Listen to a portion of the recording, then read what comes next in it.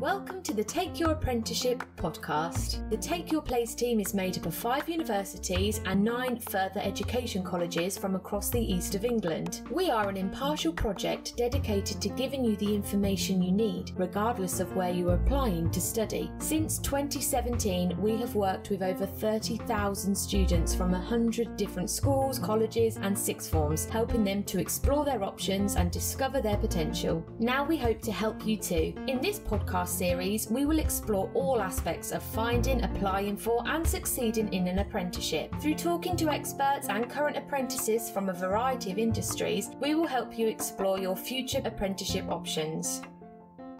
In this episode, my colleague spoke to Amy Stanton and Joe Wishart from the Norfolk and Suffolk Constabularies recruitment team. We talked about the current route into a career in policing, as well as the exciting new degree apprenticeship pathway being introduced in 2021. As with all our conversations in this series, our interviews are recorded remotely, so you might hear some background office and working from home noises. Don't forget to check out the Take Your Place resource website at takeyourplace.ac.uk/resources for more university and apprenticeship information. I'm joined today by Amy, who is the Positive Action Recruitment Advisor, and Joe, who is the Recruitment Manager at Norfolk and Suffolk Constabularies. Thank you for joining us today. Could you start by telling us a little bit about your roles and your route into policing? So my role as the Positive Action Recruitment Advisor is to really focus on inclusivity and diversity within the police force and positively and proactively promoting that and increasing the amount of people within the force, both staff and officers, who are from diverse or underrepresented backgrounds. I started my role in February, and it's a very new role, and I joined it having come from a higher education recruitment background, and you'll find out a little bit later on why that will be some valuable experience that I can take forward in the role. So I'm Joe, the recruitment manager, responsible for all of the police officer recruitment, as well as transferees into the force, all the promotion boards, and recently taken over all of the police staff recruitment. So responsible for basically everything across both forces. Part of that is overseeing as well the positive action team, which involves Amy, to look at increasing diversity across both police forces. My journey stemmed from I had a long background in recruitment, pretty much all private sector. So taking a change into public was a big change, but really wanted to bring in something different into the public sector and really revamp the way that things are done and historical processes that have been in place. Lovely. So we hear a lot from the young people we work in schools with about going into a career in policing. So today we're going to discuss the new apprenticeship route that will be available in the future. Could you tell us about the current routes that someone takes to become a police officer? Yep. So at present, there is one main route into policing. So as long as you have one of the relevant level 3 qualifications, for example, this could be a minimum of 2 A-levels or a level 3 BTEC, you will have the necessary academic qualifications to apply. What you'll then need to do is meet and pass our eligibility criteria. For Norfolk and Suffolk Constabularies, this includes things like having a full manual driving licence because we're a rural force. It also looks at things like potential criminal convictions and your financial situation. What you then have to do is pass our paper sift. We have an assessment centre and a board interview. And once you've passed all of those, we have some pre-employment checks for you as well. So that's things like a vetting, a medical check, fitness test, biometrics and a uniform fitting. Now that sounds like a lot, but we do guide you through the process the whole way through, so it's not as much as it sounds. Once you've passed all of those and been assigned an intake, you'll then begin your training. However, this is all set to change in 2022. Okay, so what plans are there to develop the apprenticeship route for recruiting in Norfolk and Suffolk Constabularies, and what will the entry requirements be? In the new year, there are set to be revolutionary changes to the routes into policing in Norfolk and Suffolk Constabularies, with the first intake set to start in January 2022. The introduction of the Policing Education Qualifications Framework, or you'll probably hear it called PEQF quite frequently, will be a new professional framework for the training of police officers and police staff. Now, PEQF will see 3 new routes into policing. First method of joining the force will be the police officer degree apprenticeship route. So this is for individuals who have their English and maths level 2. That could be functional skills, or it could be GCSE maths and English at a grade 4 or a C. And they will also need a relevant level 3 qualification that equates to 64 UCAS points. This route as well is for anybody who has not previously completed a degree. This programme is 3 years long and it's integrated into their initial training. On successful completion of the 3-year programme, student officers will be awarded a degree in professional policing. The second option is for those who already have a degree, but the degree subject is not professional policing. Now, what they will complete is what we call the Degree Holder Entry Programme, commonly known as DHEP, and this is a 2-year graduate diploma in professional policing. The third and final option is for those who have already studied a degree in professional policing independently, but they will still be required to complete further practical-based learning and assessment, and this is over a 2-year period, which will also be used as their probation period. My next question is, why would you recommend a career in policing?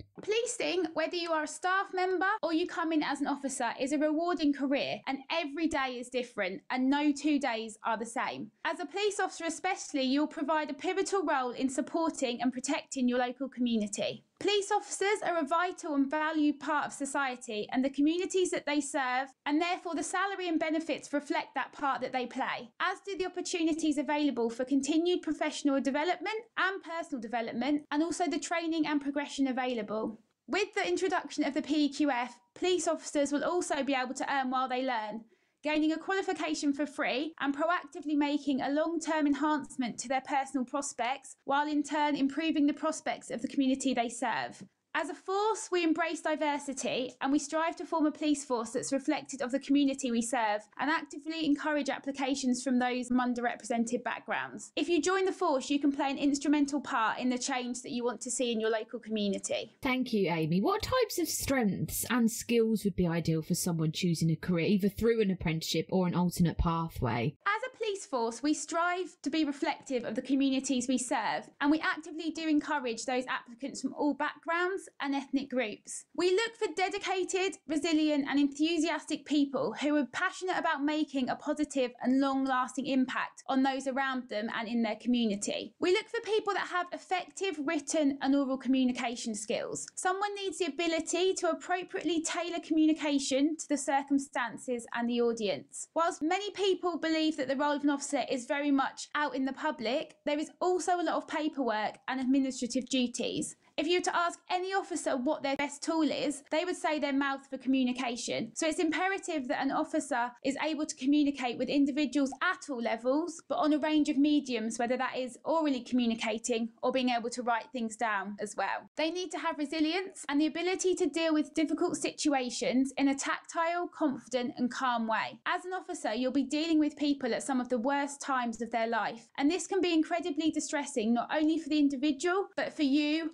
or your team around you as well. An ability to take personal responsibility of situations that you face and their own performance also in those situations, and opportunities for personal development. Being able to approach situations with a motivated attitude and integrity is really vital. The ability to build working relationships as well, whether it is with your colleagues, whether it's with internal stakeholders, external stakeholders, with victims or witnesses. It's really vital that you can build those key relationships and be able to nurture those relationships where necessary. Community and customer focus is really important. Vital to the police officer's role is being able to be out there working with the community, working with people, because people almost form the whole basis of the role of a police officer. And within that as well, someone who respects diversity. Be it members of the public or your colleagues, you need to treat everyone with fairness and respect, irrespective of their race, religion, background, appearance, or circumstances is imperative. So we hear a lot from employers about how work experience can be very helpful in helping someone stand out.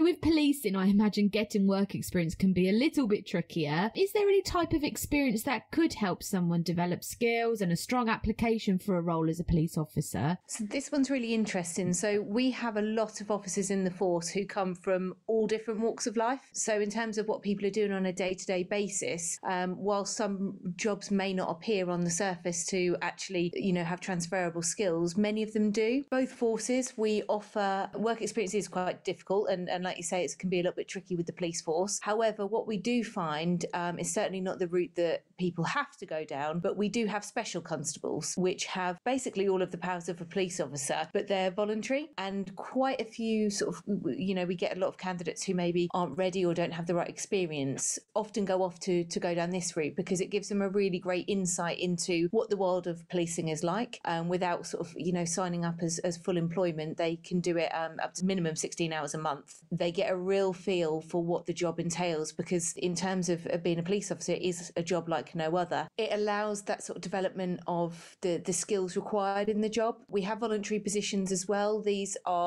tend to be a bit more back office. So if somebody's looking specifically to be a police constable, then the specials route is a really popular route. And actually, we have quite a lot of the officers say they're really pleased that they chose that, so that they felt ready for when they went into the role. Taking COVID aside, we do offer a ride-along scheme, which allows applicants to go out with one or two officers, go on sort of a bit of onto their duties with them, and really get a bit of a feel for the type of calls that they go out to and do that. A few different options depending on the situation, because we don't just have the PC route, you do have the ability to speak to some of the officers. So one of the key things when we do new recruit interviews can be that people have done really good research and prep is that they've actually spoken to some of our current officers, whether it's a police constable or detectives, to get a real feel for actually the reality of it and what sort of they feel are the best skills for the role as a police officer. Where is the best place to look to see current vacancies, and is there a specific time of year when certain positions are available, or are the constabularies always looking to recruit? So historically, there used to be a window of opportunity for the police officers. The lines would be closed and then they would open for, say, a 3-week window. We changed that actually about 2.5 years ago now. So the lines at the moment are currently open full time. So you could go onto the website at any time. So all the vacancies will be on either Norfolk or Suffolk website, depending on which force you were looking to join, along with any police staff vacancies on there. So currently you would be able to check your eligibility, and if eligible, get an application pack at any time. Obviously, with the changes on the horizon, we will be looking to sort of shut down from our current process, have a bit of a gap before we then launch with PQF. But we do you'll see things on LinkedIn, social media platforms, but you will always find all of the vacancies on our current websites. So once the apprenticeships are up and running, this will give people the chance to earn a salary as they train. Could you tell us a little bit about the starting salaries that the different apprenticeships offer? The starting salaries are going to be the same for all routes. So there's the set starting salary. One thing it's probably not very clear out in the public is around actually what that salary looks like, because everybody sees the starting salary, which is currently 24,780, and this increases with the government changes, but that's what it's currently at. And actually over a 7-year period, you would receive increments every 12 months, and that would take you up to the top end of that, which is currently at 41,130. So you sort of tend to hear the lower end, but you don't get to hear about actually the increments that you get for serving over that period. There's lots of other benefits as well. So in terms of the pension scheme, I know that it's probably not the same as it was many moons ago, but it's still a really competitive pension scheme. We have an award-winning workplace health department and a variety of support networks in-house as well, are just a few of them. With any apprenticeship, there will be an element of studying as well as being on placement. Generally, how will the studying element of the course work, and is there a training provider that you use? In line with degree apprenticeship guidelines, 20% of the student officer's time will be allocated to their studies towards their PQF. We have a learning and development team, and they will support the student officers through both their academic and their practical training, and they also have on-the-job tutors as well. There will of course be a requirement for student officers to do study outside their normal working week. However, this is something that officers currently do on the current route, as they have to complete what we call a one file,